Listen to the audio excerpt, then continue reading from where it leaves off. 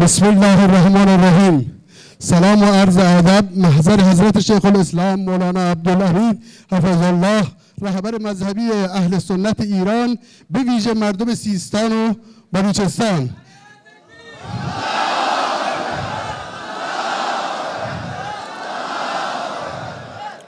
فاجعه جمعه خونین زاهدان و قتل عام و کشتار بیرحمانه زنان، کودکان بی‌دفاع، جوانان بیگناه و نمازگزاران مؤمن، آن هم در محل برگزاری نماز جمعه و در حال عبادت، جنایتی بس عظیم و غیر قابل بخشش که قلب هر مسلمان و انسان آزاداندیش را جریه‌دار نموده است.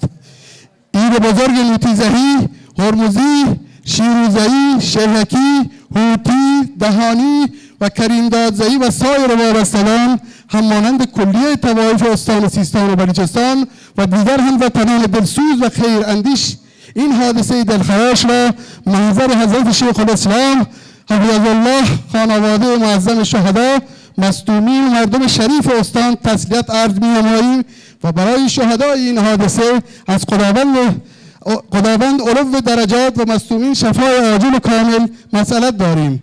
اعتقاد قلبی داریم که مواضع حکیمانه و دلسوزانه مولانا در راستای خیرخواهی میهن عزیز و التیام قلب دردمند خانواده شهدا و آسیب دیدگان جمعه خونین بوده است و اعلام می‌داریم که موضع‌گیری ایشان کاملا برحق و درست و در راستای منافع کشور، ملت ایران و مردم محروم استان بوده است.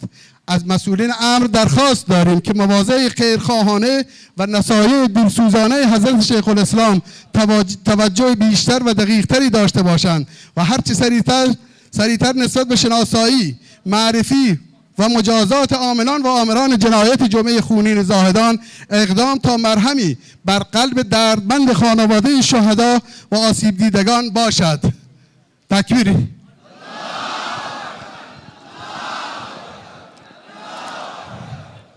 لازم به ذکر است شخصیت حضرت شیخ الاسلام و مسجد مکی و حوزه علمیه خط قرمز جامعه اهل سنت استان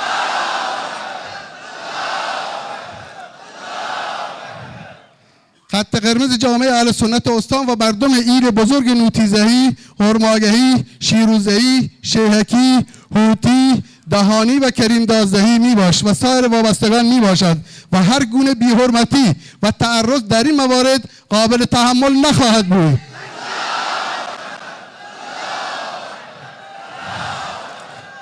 و السلام علیکم و رحمت الله.